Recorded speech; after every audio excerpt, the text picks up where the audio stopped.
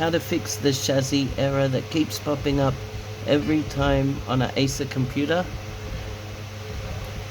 You just hit delete to enter your BIOS setup. You go across to security. You go down to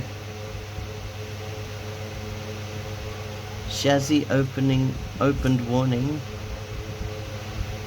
and you can do two things. You can go chassis opened,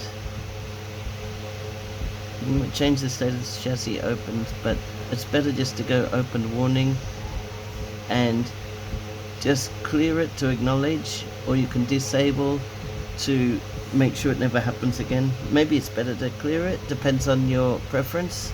And then you just press F10 to save and exit, and it'll just reboot now, and this time it won't show that annoying error again.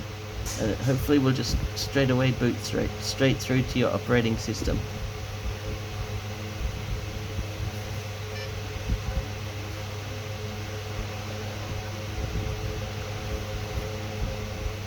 Note this time no error, and it's actually going through all the way,